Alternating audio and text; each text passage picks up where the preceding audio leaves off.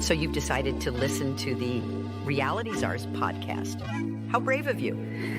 Nate and Paranoid American may think that they're merely discussing cryptozoology, interdimensional realities, and crude humor. But know this, listening to this podcast puts you on a certain list, the Clinton body count, if you will. The truths they reveal are not for the faint of heart, nor the blissfully ignorant. Listen if you dare, but remember, some doors, once opened, cannot be closed. And now, your hosts, those audacious explorers of forbidden knowledge, the Reality Czars, Nate and Paranoid American. And we're live. Welcome, everybody. This is the Reality Czars podcast, and I'm your only host tonight, Nate. Thomas is with his family right now, so much love, Thomas. Have some fun, buddy. And I'm so honored. I'm talking to Miguel Connor. Thank you, brother. Glad to be here, man. Yeah, man. I'm really excited to talk to you. We're emailing. I've been having a very Gnostic month. I've had a lot of interesting folks on. We're doing a part 2 with Howdy pretty soon. So hopefully some things that come up tonight will help me ask him better questions next time. I'm kind of a novice when it comes to Gnosticism in general. I get accused of being a Gnostic all the time. I started as a very Pentecostal Christian. That was my upbringing, and since then I've kind of explored the mysticism and different things like that. And I've come to a place having various conversations with folks where I believe in reincarnation. I believe that we are kind of trapped in sort of a prison planet of kind of a reincarnation. I don't know if I count as a Gnostic or not.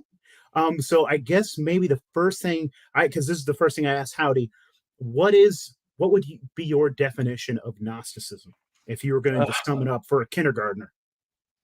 For a kindergarten, I think my kids have asked me that, and my wife gets angry, and then because we're raising them Roman Catholic. But so if I was talking to my kids, I would say we live in a sort of simulated reality, not an illusion, not a false reality, but a faked reality.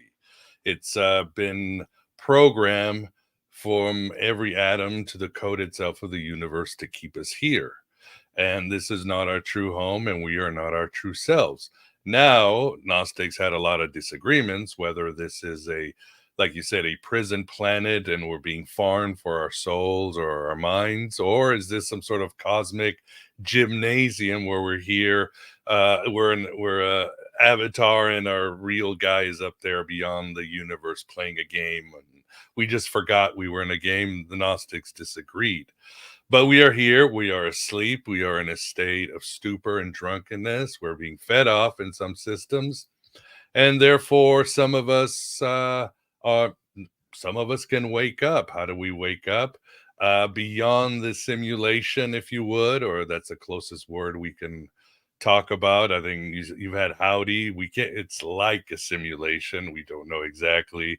Our myths always kind of reflect our technology, during the Industrial Revolution. It was all a machine. In ancient times, it was the breath. Now simulation is the best thing, even though scientifically and mathematically, it supports what the Gnostics said 2,000 years ago and were mocked and persecuted for. But there is an alien god or a supreme consciousness that wishes to get part of its energy back, and that's us. Each of us house the divine spark, as the Gnostics call it.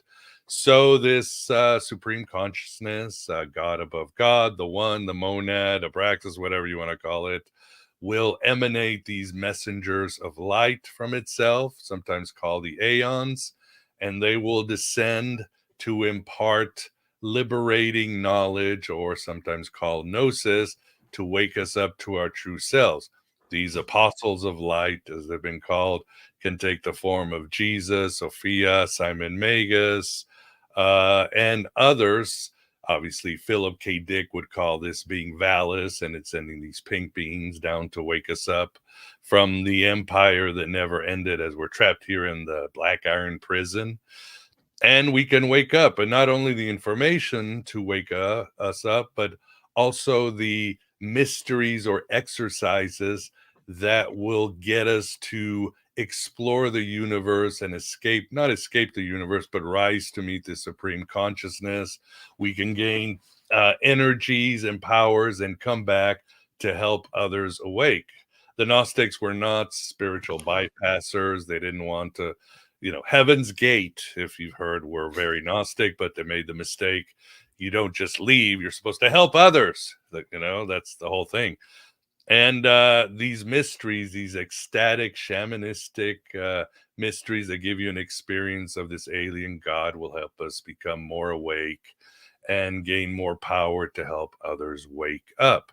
So, and there's a lot more there. This is a very elevator pitch, because there's an insistence on the divine feminine, the idea of reincarnation, a habit of deconstructing old texts, including the Hebrew Bible, heavy reliance on allegory and symbolism, and other characteristics that represent the Gnostic worldview, if you would. So I don't know if that makes you into a Gnostic or not. I think the problem today with the red pill and crowd, and this has been noted by certain scholars who track this stuff, is you've got the red pill conspiracy part, that we are certainly ruled over by these beings called the archons, and they definitely have parallels to extraterrestrials or interdimensional demons, or even the Nephilim, because the Gnostics were part of that Book of Enoch tradition, if you would, or they bought into it.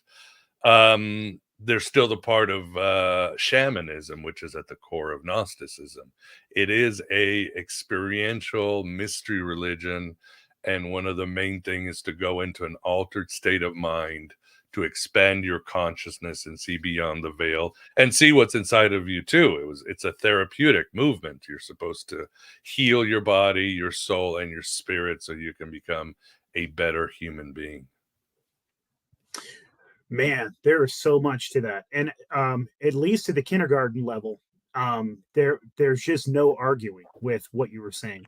Definitely at the beginning, as far as like, I think I came to like elementary Gnosticism. Let's say I'm a kindergarten Gnostic, from kind of like the back door. Like I was very much a Christian, and then I kind of went through an atheist phase in my teenage years, and I did a lot of psilocybin that actually brought me back to Christ.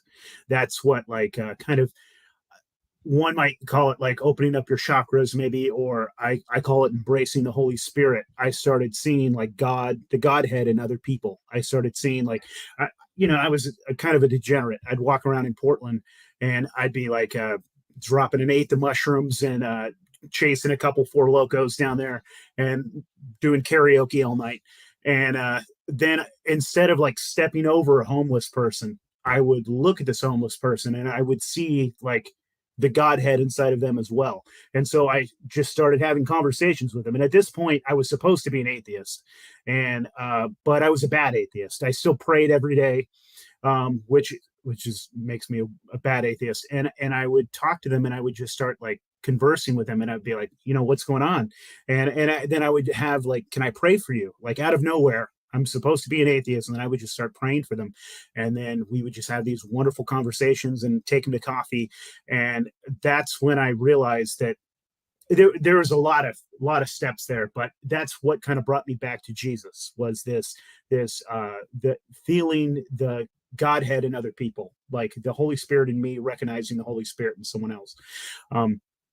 And then as far as like the whole simulation thing goes, I think that was just me also doing mushrooms and listening to a lot of Joe Rogan, kind of, and exploring those ideas and realizing that it really does feel like a simulation, and then exploring the ideas of reincarnation. And the first time I had heard of Gnosticism, someone had just explained it to me, that they were like the original Christians, except that they thought, or the original like followers, I guess, of God, but they thought that Yahweh was the evil deity, and that actually like it was kind of inverted, that Lucifer was good, and that or like Satan was good or something, that God, that and anyways, it scared me at first. And but then I've kind of explored the idea. I remember the first time that I got accused of being a Gnostic, because I'm very open to exploring ideas. I had done some research that Yahweh was actually Saturn, like that he was the same deity as Saturn, and I had a couple audience members send me very angry emails. And because at the time I was a Christian, and they were like, "Hey, don't go down that path." I don't even know what my question is at this point. I guess I'm just telling you where I was kind of introduced to Gnosticism, and since then, So they called you a Gnostic because you were talking shit about Jehovah in the Old Testament. Yes. Even though it's a completely objectively true, he had a bad temper and he needed some help. And the birth of Jesus might have helped his temper. Yeah, I think that's the next part where people started calling me a Gnostic, when I started to feel that Jesus Christ was a separate being from the old God, and that it seemed like they were two different people, and that Jesus was pretty awesome, and that's my God. Like, I started calling myself a Christ follower instead of calling myself a Christian. And so I get accused of Gnosticism quite a bit. And I think another maybe big step in the right direction was the first time that we had David Icke on the podcast, and we were discussing his book, The Trap, and we were discussing the whole idea that these entities are trying to keep us here trapped in this simulation. And I'm on board with the simulation theory and the reincarnation theory. So I was like, that makes sense to me. And he says that the only way to get through that, like the, whatever you want to call it, the firmament or whatever this crust is, would be to vibrate at a higher vibration, this love vibration. And to me, I was like, well, that to me is Jesus. And so me saying that I think maybe Jesus or that Holy Spirit is a vibration, that trying to live as Jesus did, like loving another person, that is like turning your body into, like, you're embracing that part of Christ, and that's how you can break through. And so then I got accused of being a Gnostic again after that. But yeah, I mean, Ike has a good Gnostic cosmology. Gnosticism, as Eric Davis said, has a sci-fi sensibility. I mean, it sounds like an episode of Star Trek or the X-Files, especially the language idea of these space beings who control the different dimensions, and two of my favorite shows. Mind Maybe powers to reach this alien god and all that. So it definitely translates well, and Ike does a good job of sort of marrying ancient Gnosticism to modern ufology. Yeah, he really does. Yeah, man, it's absolutely fascinating. Thank you for that. I definitely have more wacky questions about Gnosticism that will come up for sure as we go on. But let's talk a little bit about your future book. So this is coming out here pretty soon, right? In about a year? Yeah, I'd say about a year. So yeah, hopefully sooner. I'm really excited about it. Do you want to tell our audience a little bit about it? Yeah, it's called, right now it's tentatively called America's Magician, the Occult, Gnostic, and Shamanistic Secret Life of Elvis Presley. And it basically shows that Elvis was one of today's, or actually history's, greatest mystics, shamans, magicians that we've ever seen. He was unparalleled in his experiences, his kinetic powers, his telepathy, his astral power, his mystic experience, his extraterrestrial experiences, and the whole world is miss it. And that's the strange part, because there is hundreds of books on Elvis and conspiracy. Was he an alien and all that? Tabloids, tens of thousands of articles out there. Was he part of the Illuminati and all that good stuff? But I just focus on the biographies that have been around for a long time from people close to him: Priscilla, his bodyguards, spiritual mentors, friends, childhood friends, I mean, family, And it's all there. They all saw it with their own eyes, whether it was him manipulating the weather, whether it was him having a extraterrestrial experience, whether it was him sitting around in a meditation circle reading Blavatsky or Manly P. Hall. It's all there. And whether it's him healing people, he was an amazing healer. So I just took all these different well-established and reputable biographies, and I took out the supernatural woo-woo stuff, and I put it all in one book, and it's a very big book, and it shows, again, he is the great occultist, magician, and mystic of our times. And it seems strange, but the more you realize when you consider his fame, his impact on American culture, he is American culture. You might say he created modern post-war American culture, and how he defied all odds coming from basically North Korean poverty in Mississippi during the Depression to history's #1 solo singer, and what he was able to do. It just makes sense. He was the magic man, if you know what I mean, borrowing from Hart. Yeah. That's wild, man. I mean, there's so much to get into there. I guess maybe the first question I had, because I listened to an interview that you did with a friend of mine, and talking about Elvis. The first thing I think that came to mind was just the idea of Elvis's, like, his powers and how that works into, because I guess this is more of a question, again, I guess a Gnostic question. I was kind of curious, like, from a Gnostic point of view, where do you think that, like, Elvis derived his power? Because like, when you were talking about, like, a greater God, like, is, like, in the Gnostic tradition, is there like a true creator God that is like a good God, and that Yaldabaoth was like an evil trickster God that, like, kind of like tricked us? Or is Yaldabaoth actually the creator and No, he's he's a creator. actually an asshole? Well, Is he there doesn't is there create. He orders the universe to create the simulation in a way that AI or algorithms will change your workspace or your computer screen to make you think it's reality in that sense. But he is definitely the creator God. That would be the title.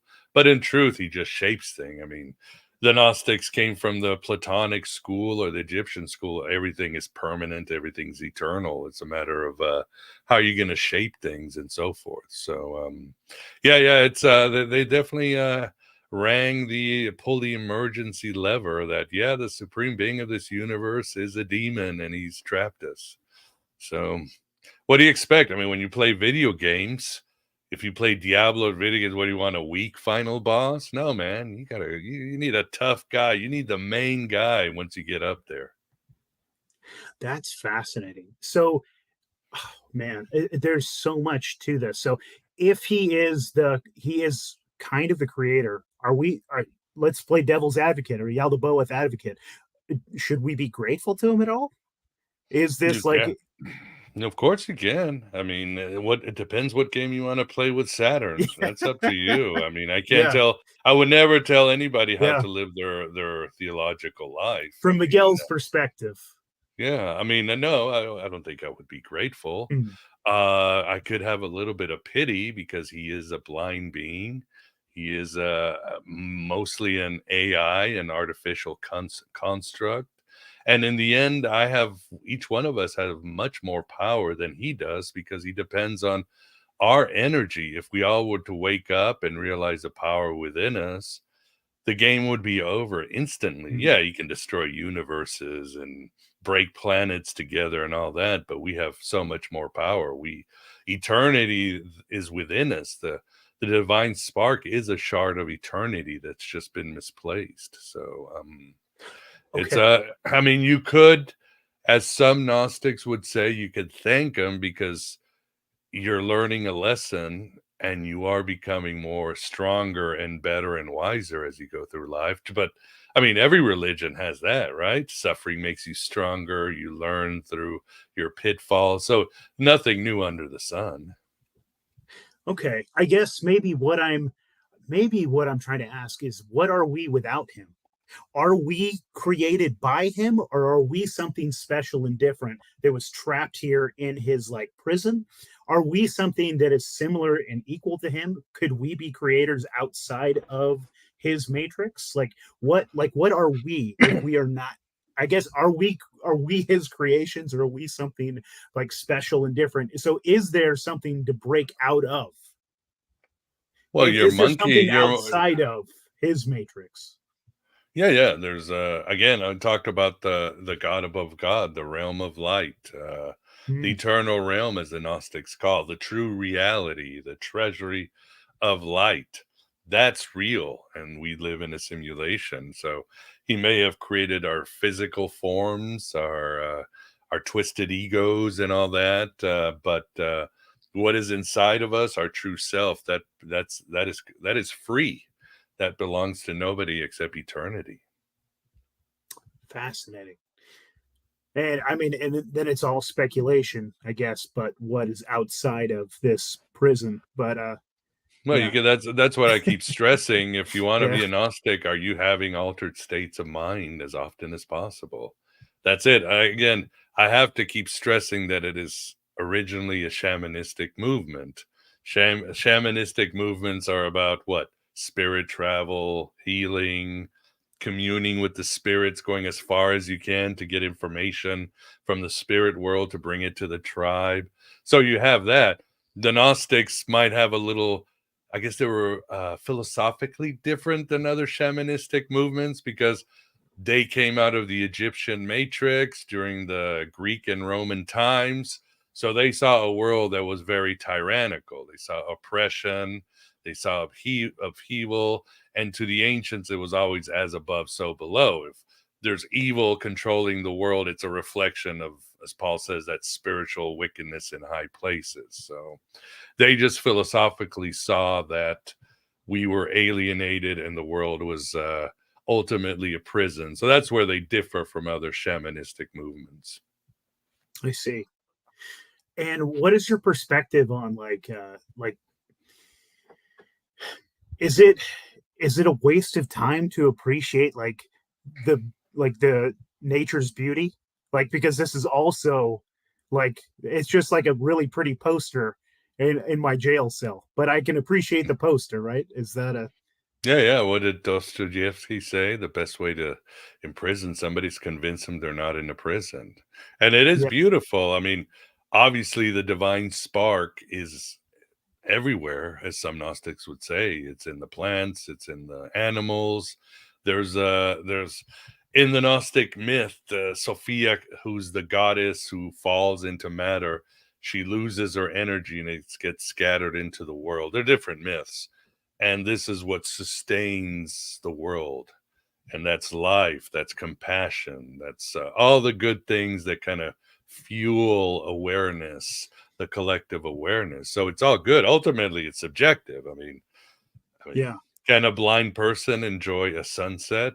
I've been in the Mediterranean when I've been like you on drugs, and I don't care how beautiful the scenery is. I could care less. I was dead inside. So it's still subjective to an extent, but there is a an inclination or a call to something beautiful. I mean, if anything, as they say, the demiurge created this world as a copy of the higher worlds.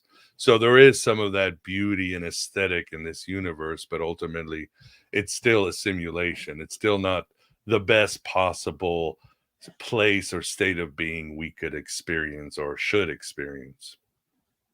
That makes sense. And I like that idea too, that like maybe, yeah, like you said, like what we are, spark of the divine, that like life itself, like that is, maybe that is what's beautiful about this, also about this prison, is like the life in the green grass, the life that's in the plants and the trees, things like that. That is also, maybe that's because I'm trying to think about like it kind of seems to me the evil in this world, the darkness in this world, is just like the control matrices, and it's like the demonic realm I see in government constantly. That's where I really see a lot of the control matrices, and uh, It's an easy one.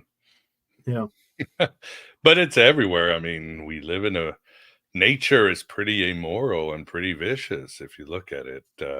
As The laws of physics don't make sense. I mean, the universe doesn't make sense in many ways. Things just break down. But again, there is a lot of beauty, there is a lot of compassion, there is a lot of empathy.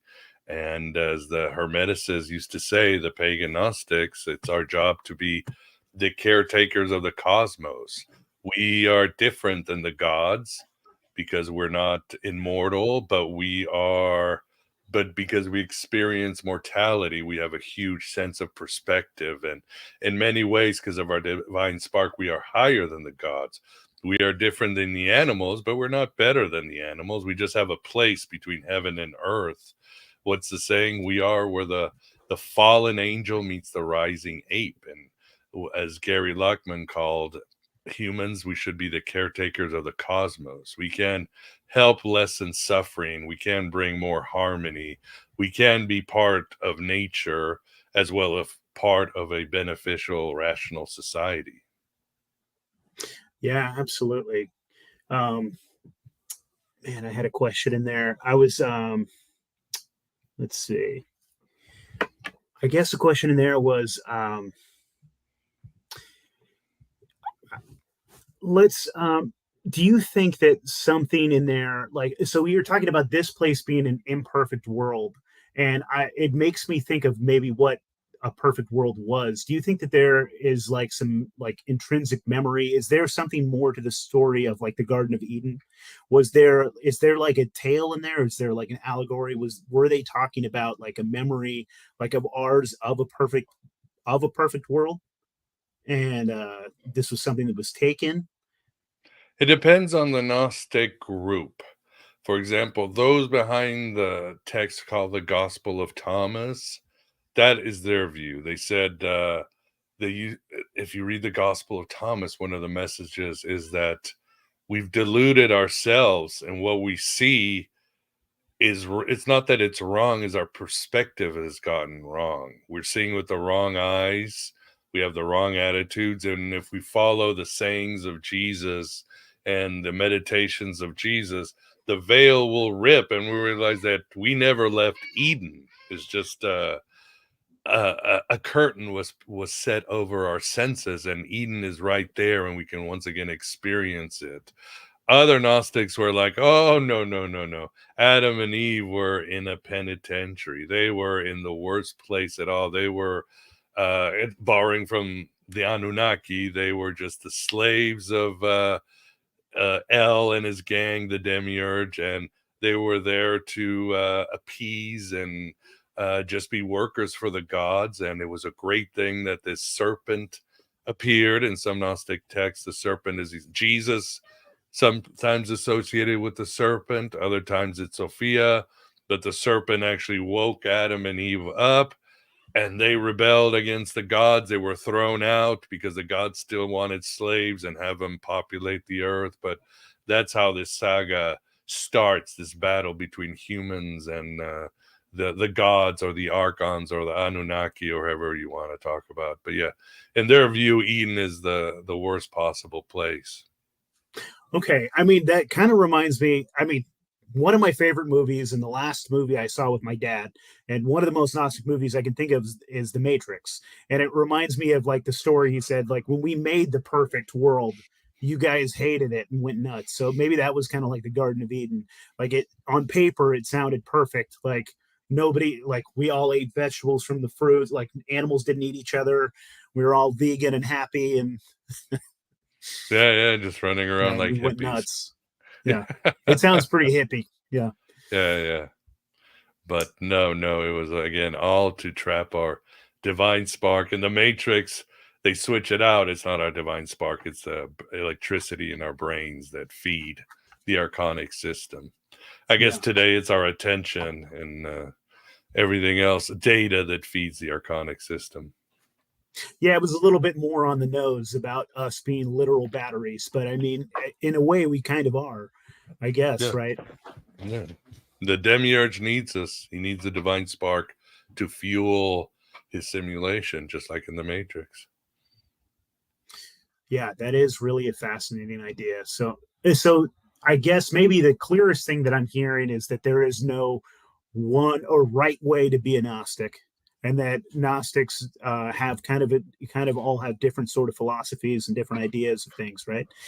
Where because Yeah, the yeah. way I see like the way that I see David I talk speak about like the reptilians is kind of a way where he's talking about how they are kind of feeding off of our energy and kind of feeding off of our life force and kind of affecting the way, you know, they're affecting our emotions purposefully to make it. And that's also the same way that I hear about like the archons. I think he is kind of speaking about the archons. Yeah, they do that Yeah. too. They call it the counterfeit spirit, but I guess a modern lexicon would be mind parasites. It's basically Yeah. a digital version or something of our divine spark that makes sure that A, we can't wake up, B, that we make the worst decisions and have the worst desires, and it's always around our divine spark. Some people might just call it the human ego because our egos get us in trouble when we don't listen to our intuition, when we don't listen to the wisdom of other teachers, when we don't listen to our gut.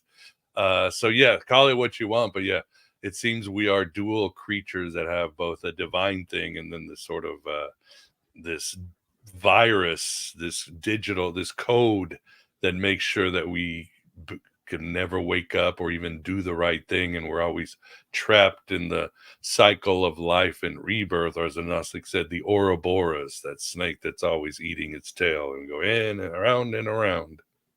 Yeah. And then, I mean, in a very flesh way, I mean, you could just call it like government and their indoctrination and the schooling, like the way that you know, the Prussian model just to keep us like Huh. perpetually in their factories. You know, they want us just smart enough to keep the machines running. It's interesting how maybe the physical is also just, um, it's reflecting what's actually happening on the spiritual realm as well. It's like a true Mhm. reflection of like of corporations, modern corporations, the and hungry government is also like an external like view of the archons Huh. That's what the and the ancients always matrix. thought. Yeah, I mean, Yeah, Earth is not separate from heaven or the celestial realms. It's just the last extension.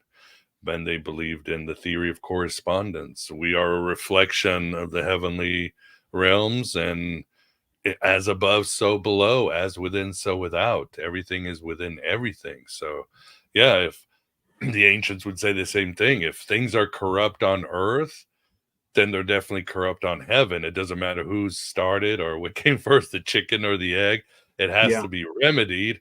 Unfortunately, the ancients had this strange idea about human sacrifice fixing things, which they kind of fell into the Archon trap because the Gnostics, the ancients were always like, no human sacrifice is ever. It's bad. It's bad.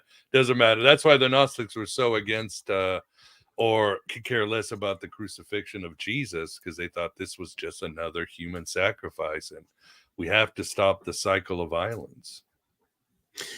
you know, speaking about finding Gnosticism through the back door, I think I'm thinking about it now, and politically, I found I'm as close as you can get to like an anarchist, and I see that anarchy, in its truest form, is kind of like trying to escape the matrix in the physical realm.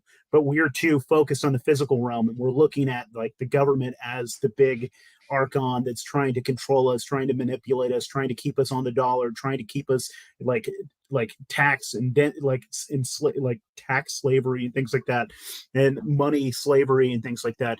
And it's funny now that if you're looking at it outside of the physical realm, um, I think every anarchist is a Gnostic and they don't know it yet. Yeah, there would have to be because the word anarchy simply means no archons. So then the Interesting. Okay. Gnostics were certainly believed that, and they certainly thought, like everybody else, that archon means prince, ruler, administrator. And again, this is ancient thinking. You know, people in power are just a reflection. I mean, take it as symbolic or as little as you want. They're either in cahoots with the powers up in heaven, or they symbolically are in cahoots. I would say my view is literal. They are working for these archonic powers. But the Gnostics said, no, these forces are all bad. They are all irrelevant. And there is no doubt their attitude was very, not archonic, anarchist. I mean, they called themselves the generation without a king. They presupposed that all governments were controlled by the archons. Same with the religious institutions, and they believed in small little lodges that would work together in this network of I don't know, secret societies that would work together to spread information without violence, of course, and without any sort of illegal means until they were made illegal. So yeah, you could say the Gnostics were certainly probably along the cynics were history's first anarchists for sure. And it makes sense. I mean, the government doesn't really exist. It's something we made up in our heads. When you realize, you go, wait a second, this thing does not produce anything. It does not create anything. It's something that we give our loosh to, and it's somebody, and it comes back and hires us back for the roads and everything else. So it really is the biggest scam. And I understand. I mean, Uber doesn't exist when you think about it. It doesn't produce anything. However, Uber depends on our consent and our agreement to survive. If we all stopped suddenly and said, Uber sucks, this non-existent entity that doesn't create anything would disappear. The government, it has coercion and violence behind it. So even if we all said, we don't like this, Uber will go out of business, the government would just start killing us. So that's how nefarious it is. So it's a fiction in our heads, but unfortunately it's turned into this sort of egregore or evil spirit that will cause violence even if you stop believing in it, even though it does not exist, but it will incur violence upon you if you don't play this collective delusion. Oh, we have borders and we have citizenship and all these fictions that make, when you think about it, make no sense at all. Democracy, festival of the mediocre, as they call, as Emile Cioran called it. Man, this is, I mean, or two wolves voting how they're going to cook you for dinner. Yeah, exactly. No, I mean, that's exactly it. I mean, as an anarchist, we've used that a lot of times as we talk about government being an actual fiction. The government is just a thought. It is an egregore, and it is just everyone just deciding to create this. And because of that, we give it that power. And if we all collectively decided to walk away, it would cease to exist. And yeah, just the connections now, thinking about that. I mean, that is so fascinating. You're blowing my mind here. But it takes a while. I mean, it took me years of deeper. I mean, I was always resisting, like, you'd read Michael Malice or Rose or even the old time, and it just, it didn't make sense. It's like I would sit there at night, like doing these mental gymnastics. And then one day it's like, you just take a breath. It's like, oh, this is actually easy to understand. And it's true. It just makes too much sense. It's logical. That's the best thing. It's completely logical. Yeah, absolutely. Man, yeah, you're absolutely blowing my mind here. That is awesome. So let's get back to Elvis. I guess maybe where is the first thing to get started with him? I think what I heard you talking about with my friend was his Pentecostal beginnings, and I thought that was super fascinating. That's something that I was resonating with.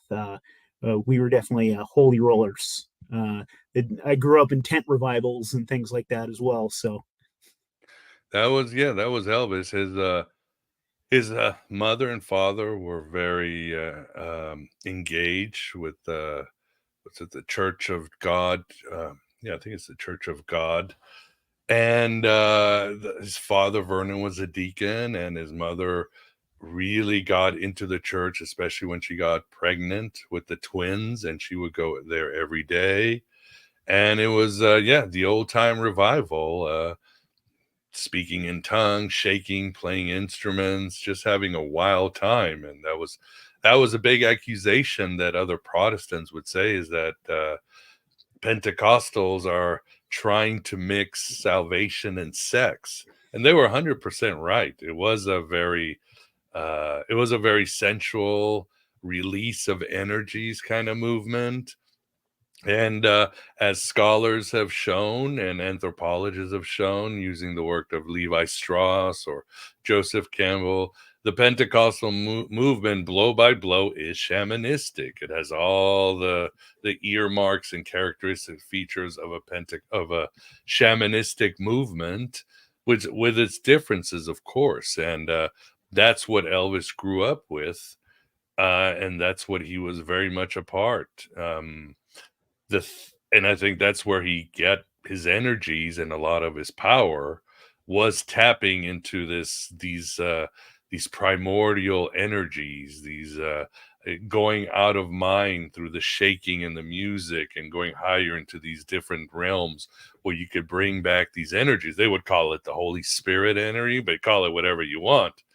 It's the same thing. We just use different language. And it was huge. And it wasn't just huge. I mean, it really, as many experts have said, and I agree, rock and roll is just a continuation of gospel music, especially the Pentecostal kind, because people, when rock started, people would go to these concerts and say, this reminds me of a tent revival, except they're, instead of saying Jesus, they're saying baby, baby, but it's the same vibe. It's, again, it's sex and salvation being put together into this new form of spirituality. And Elvis was part of this group that included B.B. King, Johnny Cash, Carl Perkins, Jerry Lee Lewis. I mean, this whole group of people that grew up in gospel and Pentecostalism, but they found this anger and power, and these new, and through new technology of instruments, they brought something new.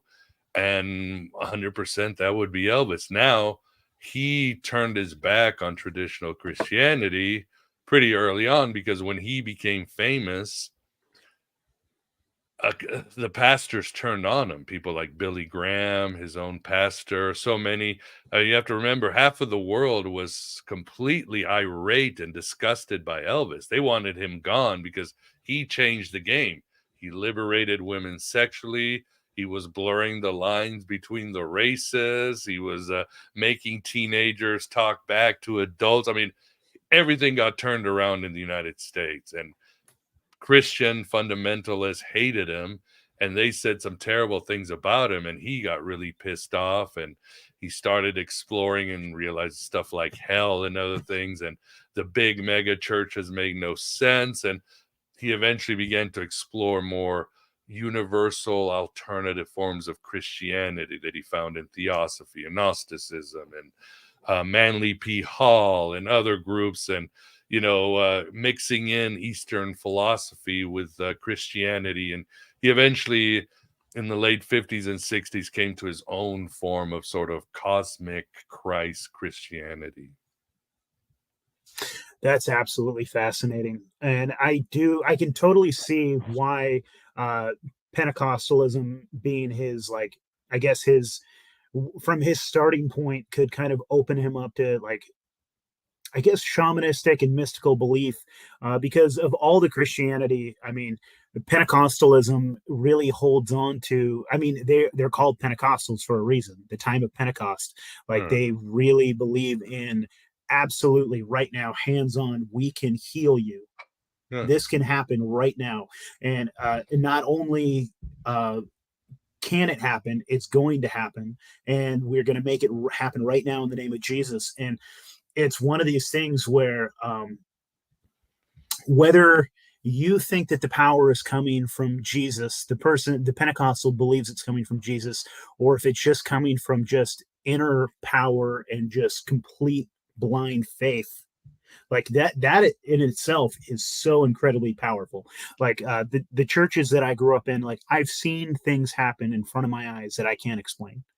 And it's absolutely like, it's breathtaking, man. I saw a lady, her arm was about 6 inches shorter. Her right arm, her forearm was kind of disfigured, and it was about 6 inches shorter. and we laid hands on her and we prayed for her, and her arm grew 6 inches in front of my eyes. And that's one of those things that I've talked about it once on the podcast. And I almost don't talk about it because everyone's just gonna be like, you're crazy, that didn't happen, you're a schizo, or you're a liar, or any of the above, Oh, all of the above. I believe you for sure. Yeah, I mean, you just talk about the concept of the egregores. If you get a big group of people and they believe their Yeah, psychic energy will create yeah, a force, a semi-autonomous force, or it will open portals to other yeah, places. Yeah, a shaman needs his tribe to make things happen, and in these churches, yeah, these things are happening and have happened since the dawn of civilization. And Elvis was very gifted. He had this sort of second sight or witch blood from his mom's side. His mom could see things in the dark, spirits and all that. They believed in healing, and they were able to heal Elvis when he was young. And Elvis was a healer. He could heal people's headaches, heart attacks. He healed broken legs. I mean, he was part of that. But again, he just decided to mix it in with Hinduism and Theosophy and Taoism and Gnostic. Once he was the biggest guy in the world, he could do what he want. You know what I mean? Even yeah. spiritually, he got to a point where I'm going to do what I want when I want it, and I'm going to create this sort of hodgepodge religion, and I'm going to see if that can help others too. He was very much that he wanted to be like Buddha, like Jesus, like Zoroaster. He wanted to be a force to help other people see God and find their own purpose. And again, you So I start guess, seeing it. You see it in his concerts. yeah, in your opinion, because I heard you mention that before too, that maybe that there was some like a special something in his lineage, right? That kind of gave him an extra dose. Like, so is there something like physically that can be passed down through like lineage, things like that can I give you an think it extra helps. dose, do you Yeah, think? Or I think it helps. But with Elvis, we all can be mystics. I mean, yeah, again, if we go back far enough, we're all related to Genghis Khan or Jesus. So yeah, we all have some DNA, and it depends how close it is. But with Elvis, he had it really strong from his mother. We don't know. Again, Mississippi and during the Great Depression, the records are shit. Some say he had some Cherokee blood. Some say he had some sort of Lithuanian Kabbalist blood, Jewish blood. It's hard to tell, but he had that second side, but also trauma too.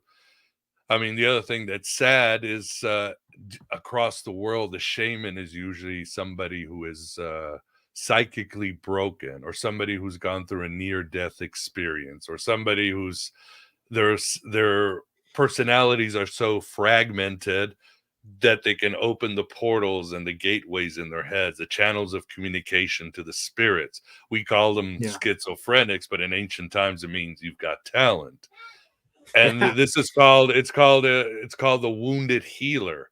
And you see that in shamanism across the world, and with magicians and priests, somebody who's broken and so traumatized that they can open portals inside and outside. And Elvis was that person. People forget there were so many weird things that happened, including the death of his twin when he was born. There was a strange blue light that appeared the day he was born. There was a tornado about a year later that killed like 25% of the population of his town. There was just extreme poverty. His mom, after his twin died, became very possessive, and that's what you called lethal enmeshment. We call it helicopter parenting, but now they're realizing it's a terrible form of abuse. It really screws up a child if you do that. And then other things is, mother dying when he was young. So many things that the more you broke him, the more these channels of communication open. And that's where he was able to get the second sight. He could astral travel. He could have powers of prophecy and healing and other things. So unfortunately, that is true. It's like my friend Chris Snow says, the muses choose the broken vessel. That's who the tortured soul is the one that can understand the language of the gods. yeah. That is really fascinating, and that was something that we talked with Howdy about, and he thinks that really what opened up his eyes was, early trauma. And that really kind of like broke the illusion that we're in. Trauma can be, I mean, as traumatic as it is trauma. It can also, it's reshaping, and positive or negative, it's reshaping. Yeah.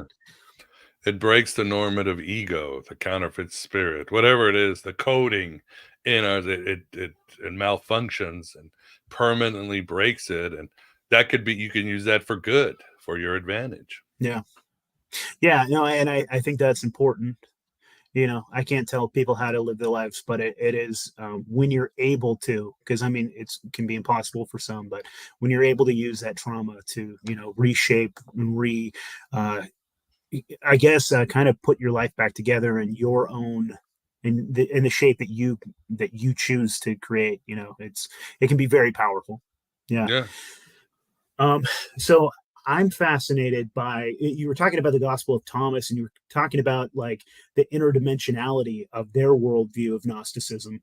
What are your thoughts on this matrix being interdimensional? What are your thoughts on like the idea of psychedelics, and like theoretically, this is like what scientists tell us, right? That when we die, there's a big drop of DMT that happens into our brain, and then we are shot somewhere, right? And then that's kind of where the Gnostics say they try to trick you and stick you back in, right? Kind of that idea. What is it that we're doing when we take DMT? Is there kind of like a glimpse into something, or is it something fake? Is it an illusion?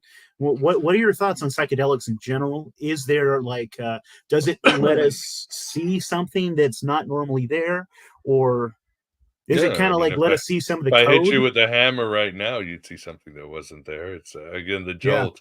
No, I mean, the Gnostics, as shamanistic as they were, again, came from the Egyptian matrix. And in the Egyptian matrix, or the mysteries, there's this idea that you die, you go through up to the heavens, you try to avoid Apossus, the giant snake, and they had other beings you had to avoid, lion-headed, donkey-headed monsters in the stars. The Gnostics said, yeah, this is right, but we don't have to wait till we're going to die. We're going to go through this process now, through these very elaborate, mind-altering exercises or rituals. And these rituals were kind of like near-death experiences, and they wrote them down. You calm down, and then suddenly you're going underground, and you're dead, and you meet Persephone, or you meet another god of the underground, and now you've got to get a new body and go up to the light. But whoa, every level you go, there's some archon or demon that's going to trick you or won't let you go through. I'll say, what's the magic password, or what's the code you have to do to get to the next dimension? And you keep going until you get out of the final game. So they had these maps of the multiverse, if you would, and they even wrote about these star portals you could go through. Again, very sci-fi. They had the whole thing going, and they had different views, because obviously a mystical experience, you and I may see the same thing, but our minds are going to describe it differently. We're not going to see our culture, what part of the country, or how you were raised is going to change the description of these beings or pathways or something like that. And again, it was about altered states of mind. So yes, we do have evidence of Gnostics using entheogens, like putting special herbs in their wine, or they would combine these things in their mouth, and then they would describe how they would change. They had the whole shebang going, but it wasn't all that. Again, as they were anarchists, it depended on the lodge. Some Gnostic groups believed in psychedelics, others meditation, contemplation, other more sacramental. There were some that tried sex magic, vowel magic, and all this other stuff, baptism, heavy baptism. So they would say, I would agree with the Gnostics and the mystics of Alexandria in ancient times. What you need that's more important than the drugs or anything is you need a good hierophant. You need somebody who's been giving given the knowledge, knows the ritual, and can guide you well. I don't believe in people going alone with psychedelics.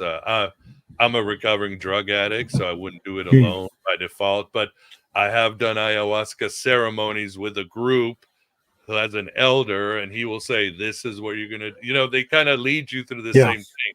You're gonna do the ayahuasca. You're gonna lay down. Now you're gonna rise from your body. Now you're gonna have so. Well, no matter what you're doing, it's good to have a hierophant. It's good to have a group, and it's good never to go at it alone. Then you're like the archons love to see you swimming alone in the waters of creation because it's easy to shoot you down. So I have an interesting question for you, or at least it's interesting to me. So I, so I'm thinking about this now. Do you think that there are certain people in this realm that are knowledgeable about this and are purposefully working for the archons? So we're talking about maybe like governmental figures. When you hear these stories that used to be scoffed at, and are more and more people are kind of open to the idea that maybe like certain governmental figures are in communion with these interdimensional, whatever you want to call them. They sound like archons to me, or demons. What they um call him, Satan. Yeah, yeah. Oh, yeah. 100%. No doubt. I Okay. mean, I have friends that know, but that doesn't matter. It's not like, I have a friend who's black, but Yeah. I do have friends, but that means nothing. But you can, so about a month ago, I interviewed Richard Weber. He was a federal agent in charge of child trafficking, and he went right in the belly of the beast of a satanic family. He couldn't believe it. It broke his heart.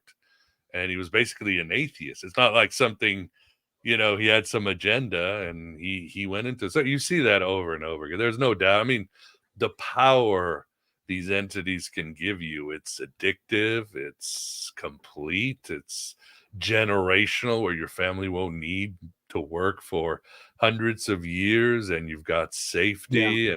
And again, you don't have a choice. If you're young, you're going to get initiated, you're going to get humiliated, you're going to do they're going to make sure that something compromising happens to you so they can blackmail you. And if not, they'll make it up. I mean, they can Yeah. make shit about you and I. If they, 5 minutes, they could have you and I with little kids, deep Yeah. fakes. I mean, no problem. We'd be wiped Absolutely. out the face of the earth in jail the next day. So the power is amazing. But again, we have the power of light with us. We have the divine spark.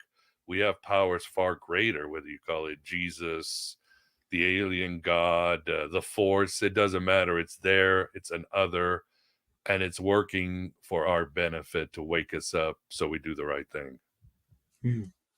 Um, Another thing that you said that I know we're getting close on time. Do you have maybe 10 more minutes? I Sure, can sure. bug you. Okay. Yeah, yeah. Another thing that we were talking about, or another thing that you mentioned was, first of all, do these stargates and maps that the ancients were making, do they still exist? Are Yeah, they yeah, still for sure. I around? mean, they're in the zodiac.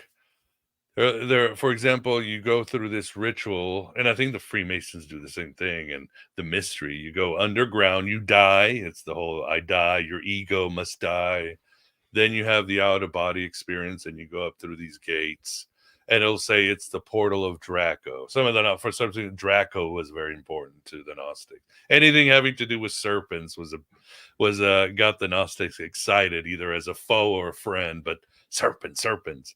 Sometimes it was the constellation of Taurus and all that. It's nothing specific that we could use with our modern instruments, but it was there. I mean, I remember, doing last 3 times that I've done ayahuasca, I've just like shot up through the heavens, just out of this world, and just gotten. But unfortunately, I was alone, and basically my elder, all he could do was bring me down. He couldn't like be there with me.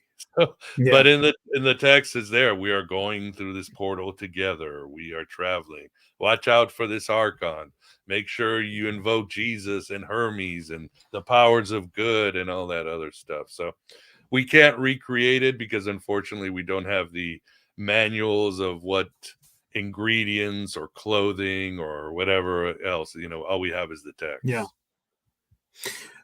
And then I was curious if you were familiar with this. I'm pretty sure I tried to pull it up. I think it was the Imperial College of London. What they're doing right now is they've found a way. So if you do DMT, you peak for about 20 minutes, and then you start to come back down. They have kind of figured out a way to intravenously give this to someone, and they can keep you at a peak around an hour. Good And God. they are getting young volunteers to do this, and they're trying to kind of map what they see. And it's really fascinating, this idea that there might be some alternative or ulterior motives to this, that like maybe the people that are in charge of this, because we know the CIA has always done, especially Yeah. with psychedelics experiments in colleges and things like that, trying to gather information and things. This almost seems like a new MK Ultra I don't know if it's the Archons, or maybe the people that made the deal with the Archons are also looking for an exit because they know that their time is up. I see that a lot sometimes with their idea of trying to last for eternity or upload their consciousness into whatever Yeah. this simulation is, because they know they're screwed when their Yeah, game is or they up. just want, they just want to live forever. They want Or they just immortality. want to live forever. Yeah. Whether But there's to peace on me, earth or not, they just want to live yeah, forever. to me it's so fascinating that maybe they're trying to get that map too. They're trying to get Oh an yeah, yeah, yeah. updated map. And Or find the secrets of manipulation, or find out yeah, what's within. I mean, the final frontier is in space. It's the human or psyche. maybe It's it's the an Archons trying untapped. to see what we see.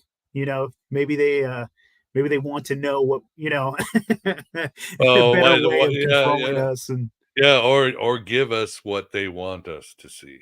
Implant yeah, in our heads what they exactly, which is what the demiurge did, right? He made us think we were human. He made us think this was the real world, and he made us think he was the only God. So, same as it yeah, ever was. As above, so below. yeah. Yeah, I do find that fascinating, though, is that there does seem to be a correlation where these people are seeing very similar things. They're meeting very similar beings. They're seeing, like, they can almost talk about like exact locations, and they can describe it exactly the same. And it's super, super fascinating. Like, it's probably vast, and so it's hard to, describe, but it seems to be like similar places that everyone kind of sees. um, and that whole idea. I mean, I guess if the what what are your thoughts, and what do you think maybe the machine elves are? Do you think that these could be when you were talking about uh, Yeah, when you were I talking haven't made about up the my mind on this. aeons when you were talking about the aeons, and you were talking about like the spiritual people that come down here, like maybe how Jesus was, maybe how Buddha was, to kind of give us wisdom and trying to wake us up. Where are they coming from? The And do ultimate you think, the ultimate consciousness, the yeah, undivided consciousness, the realm of light.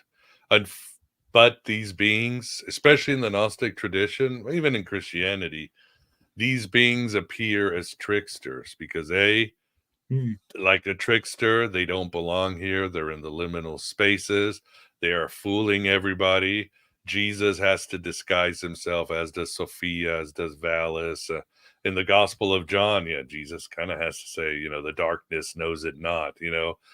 There are tricksters, and they come and they give gifts to humanity, but the fire from the gods, if you don't use it right, is going to burn you. Same with the gifts of the Nephilim. So they are trickster beings, and they are similar to, again, we go to John Keel's idea of ultra terrestrial, these beings that have a different morality. And if we listen to them right, their gifts will work, their knowledge will work, but if not, it will destroy us.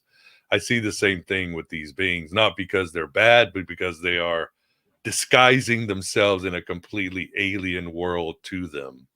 And we are so programmed that even we get to almost reject them because they're so pure and different. And so, yeah, I see them. That's why they appear as trickster, machine elves, Prometheus, over and over, the coyote and native myths. That's what these beings are here. And it's up to us to clear ourselves and clear our minds and clear our hearts, so their gifts aren't tricks. They're not going to burn us or destroy us. That's fascinating. And in your opinion, was Elvis one of these archon, or not archons, aeons? Was he? Do you think maybe it ascended? Was he something? There was something special about Elvis. Yeah, he definitely was. I call him. Yeah, he was America's shaman. He was the incarnation of the trickster, because the trickster takes the tribe and the civilization from one era to another over and over in these myths. The one thing the trickster is going to do is going to change you, whether you either change or you're destroyed by life. We can argue all you want, but the trickster changes, and if you're in the right frame of mind, you go through that door with Hermes or Loki or the Gnostic Christ, and you become better. You come to a new form, a new transformation. And Elvis took this country from what it was before, a sort of kind of benign republic, into this post-war new economic juggernaut empire that was full of technology and consumerism and all that. And you can judge all you want, but this was what the empire was supposed to be. Like Philip K. Dick, the empire, the hologram changes, and the new manifestation of the Roman Empire, the British Empire, the Turk was America. And Elvis kind of kept everybody's mind together and psyche and soul. And he, in a way, was the representation of the egregore of America, the American dream. As many have said, he was both the best and the worst part of this new America that we saw. He was a saint, he was a devil, but he encompassed all of these. And in a way, he really healed a lot of people and kind of took us to this journey where we could both be materialistic and spiritual and extroverted, but introverted. In a way, as strange as it sounds, and I'll make my case as the book comes out, it's like, we wonder, is American culture falling apart? Yeah, it is. We see it all around us, but I feel Elvis embodies it. And if we just look at his life, we see that it can be possible, because he was both, I don't know, white American, but multicultural. He blurred the lines. He was a man's man, but he was also very vulnerable to the woman. He mixed all these traditions, blues and country music, and he was an extrovert, but he was also very spiritual and a quiet man. I mean, he was everything that America should be and made us different and great. And then and he never excluded anybody from his life. He was just the most true American, compassionate, open-minded, had, armed to the teeth, loved his guns, had strong boundaries about things, but very open-minded about religion, sexuality, everything, but just kept it cool. That's awesome. I am very excited for when your book comes out. I have one last question for you. And this is coming. Well, I have two questions for you, but the last one's really quick. But this last question here is, I guess it was about a year ago. I was having some interesting conversation. I think it was with Esoteric Eddie, and he convinced me that I should probably go and visit a Rosicrucian temple, because there is one that's not so far away from here, even just to go and check it out. But I chickened out. It scared me, so I didn't go. So that's part of the first question. Should I go check out a Rosicrucian temple? Should I go talk with some folks? And then what, for a Gnostic kindergartner like myself, what is some good reading to start with? Like, I was thinking about the Gospel of Thomas. Actually, I really wish my co-host could have been here. You would love him. His name is Thomas, and his favorite gospel is the Gospel of Thomas. Very interesting There guy. you go. Start with that. Yeah. Start with that. Yeah. Yeah. If you want fiction, read Philip K. Dick's Valis and Divine Invasion. If you want movies, go watch The Matrix, The Truman Show, The Lego Movie. So many Gnostic themed movies out. 13th Floor. Fight these are all my Club. favorite movies. Yeah, these are all very aspect, I think. extremely Gnostic movies that have made a lot of money because we realize as a culture that they are true and they speak to us. So they make a lot of sense. Yeah, I would definitely start there. I mean, for introduction, I like April DeConnick. Her book is called The Gnostic New Age. It's probably the latest, and it's really cool because she uses every Gnostic theology or group, she compares it to a modern movie. Like she'll compare it to The Matrix, or she'll compare it another chapter to The Man of Steel. So you always have a movie that can help you understand this weird psychedelic theology of the Gnostics. So I would try that. As for the temple, yeah, hell yeah, go. You never know. I mean, I always tell people, just tell yourself you're going to suspend your disbelief for an hour or two, put it on make sure there's a clock or a safe word or something, and go in and have fun. You never know what something might arise from inside of you. You might start seeing synchronicity. Something will speak to you. So yeah, have fun. I love going to churches. I love going to Baptist church. I love going to mosque, ashrams.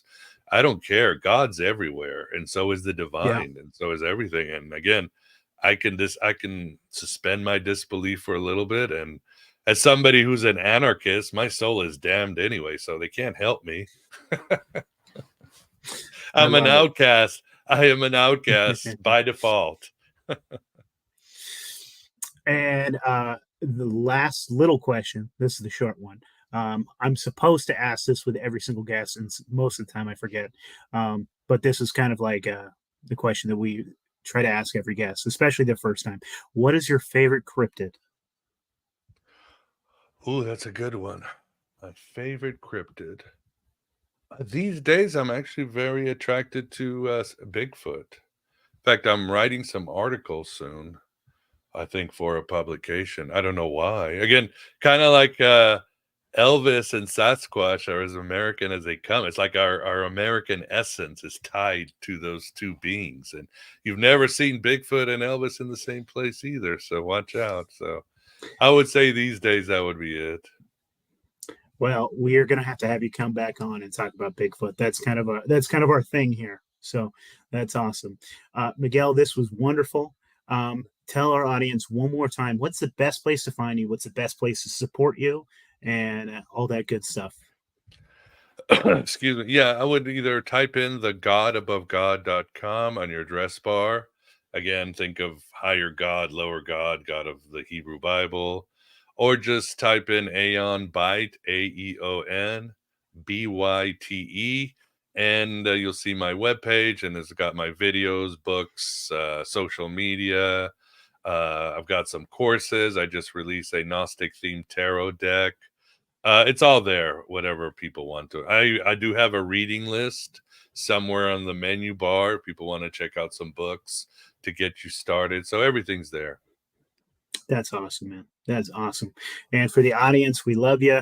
And since Thomas isn't here, I'm going to do his plugs. Everyone go to paranoidamerican.com, and they are still doing him and Sam Tripoli have their comic book, chaostwins.com. We'll close out with a promo that they're doing. So everyone go to chaostwins.com, paranoidamerican.com, samtripoli.com, and go and buy the Chaos Twins.